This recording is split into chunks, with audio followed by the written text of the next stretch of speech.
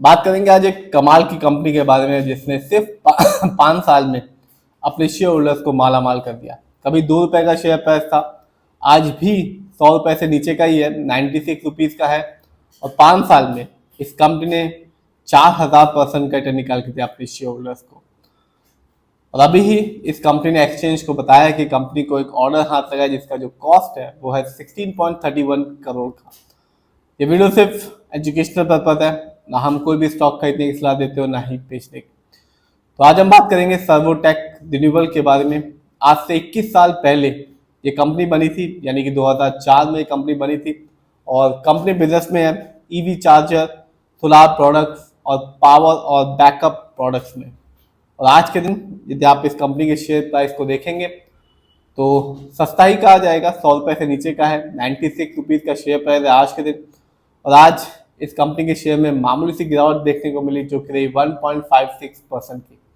लेकिन इस कंपनी ने स्पेशली लॉन्ग टर्म में 3 साल और 5 साल में अपने शेयर होल्डर्स को माला माल किया। मैं हमेशा कहता हूँ कि आप जिसमें भी पैसा लगाएं, जिस भी कंपनी के शेयर को खरीदें, उस कंपनी के लॉन्ग टर्म रिटर्न को जरूर देखें। एटलीस्ट 5 साल तक के रिटर्न को जरूर देखें, तभी उस कंपनी में पैसा लगाएं।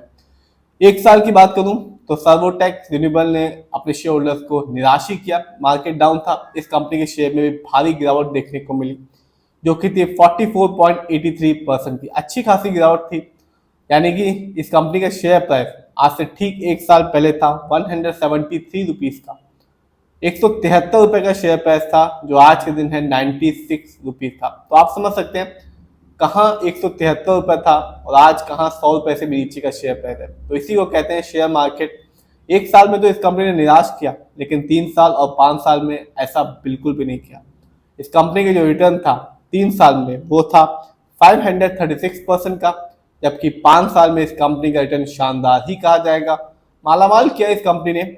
सिर्फ 5 साल में इस कंपनी का रिटर्न था 4263% का, यानी 2020 में इस कंपनी का शेयर पर उस समय चल रहा था 2 रुपए 10 पैसे का, जो आज के दिन है 100 रुपए से भी नीचे का 96 रुपीज का। तो आप समझ सकते हैं 2 रुपए से आज 96 रुपए तक पहुंच गया। और 1 साल पहले तो 173 रुपए का शेयर प्राइस था। तो 1 साल में गिरावट रही, लेकिन लॉन्ग टर्म में स्पेशली 5 साल में इस कंपनी ने अपने हर एक शेयर होल्डर्स को एक तगड़ा रिटर्न निकाल के दिया।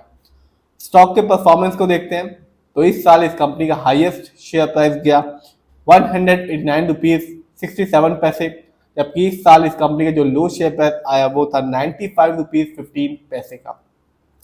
अभी ही इस कंपनी ने एक्सचेंज को बताया है कि कंपनी को एक ऑर्डर हाथ लगा है जिसका जो कॉस्ट है वो है 16.31 करोड़ का, वो भी REMCL की तरफ से। इस कंपनी ने, यदि इस कंपनी कुछ इवेंट्स को देखेंगे तो कंपनी ने मामूली सा डिविडेंड भी दिया है 0.05 पैसे का। ऐसे ही इस कंपनी ने मामूली सा डिविडेंड दिया है अपने शेयर होल्डर्स को। बात करें इस कंपनी के फंडामेंटल्स की तो जो कंपनी का मार्केट कैप है वो है 2202 करोड़ का।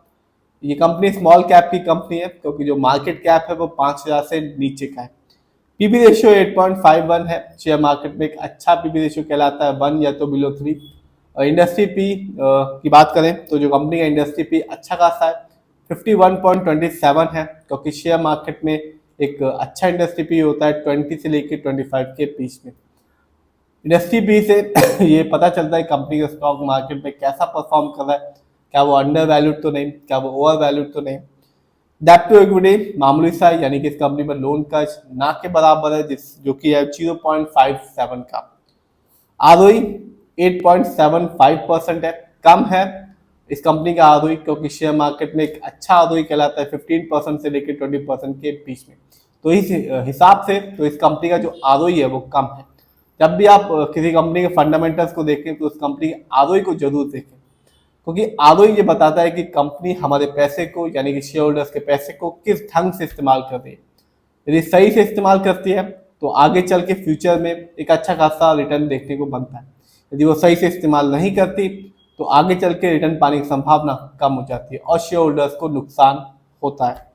ईपीएस बहुत ही कम है इस कंपनी का 0.97 है, क्योंकि शेयर मार्केट में एक अच्छा ईपीएस टीटीएम कहलाता है 80 और से ज्यादा का।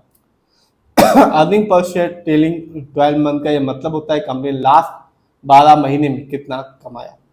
डिविडेंड यील्ड 0.05 है, ये भी कम है, क्योंकि शेयर मार्केट में एक अच्छा डिविडेंड यील्ड कहलाता है 2% से लेकर 6% के बीच में। हाई डिविडेंड यील्ड ये बताता है कि इस कंपनी के स्टॉक को अपने पोर्टफोलियो में ऐड करना चाहिए। आइए जानते हैं इस कंपनी के फाइनेंशियल कंडीशन को देखते हैं। जो कंपनी का रेवेन्यू रहा सितंबर क्वार्टर में वो था 118 करोड़ का, जबकि 2025 में इस कंपनी का ईयरली रेवेन्यू रहा 677 करोड़ का। प्रॉफिट की बात की जाए तो सितंबर क्वार्टर में इस कंपनी का प्रॉफिट था 0.40 करोड़ का, जबकि 2025 में इस कंपनी ने प्रॉफिट के मामले में कमाया 32.64 करोड़ का। बात करें नेटवर्थ की तो पिछले साल की तुलना में इस साल इस कंपनी का नेटवर्थ ज्यादा बढ़ गया है। आप देख सकते हैं इस साल इस कंपनी का नेटवर्थ था 238 करोड़, जबकि पिछले साल 2024 में इस कंपनी का जो नेटवर्थ था वो था 142 करोड़ का। देखते हैं इस कंपनी के शेयर होल्डिंग पैटर्न को, तो साफ है प्रमोटर यानी कि इस कंपनी के जो ओनर्स है उनका पैसा अपनी कंपनी में सबसे ज्यादा लगा हुआ है, जो कि अच्छी बात होती है किसी भी कंपनी के लिए और एक शेयर होल्डर्स के लिए भी अच्छी बात होती है। प्रमोटर की होल्डिंग है 58.65% की, जबकि रिटेलर्स यानी कि हम लोग का पैसा इस कंपनी में लगा हुआ है 39.36% का, जबकि FII यानी विदेशी निवेशकों का पैसा इस कंपनी में लगा हुआ है सिर्फ 1.78%।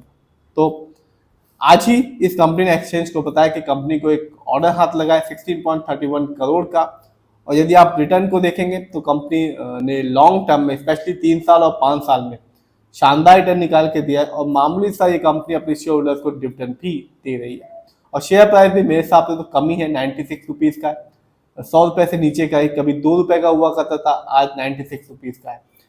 तो शेयर प्राइस कम है, फंडामेंटल में शेयर होल्डिंग पैटर्न अच्छा खासा है इस कंपनी का, क्योंकि प्रमोटर की होल्डिंग ज़्यादा बनी हुई है, रिटर्न कंपनी दे रही है अपने शेयर होल्डर्स को। फिर भी आप जिस भी कंपनी के शेयर को खरीदें खुद रिसर्च करें, एनालाइज करें, अपने फाइनेंशियल एडवाइजर की राय लें, तभी अपने पैसे को शेयर मार्केट में लगाएं।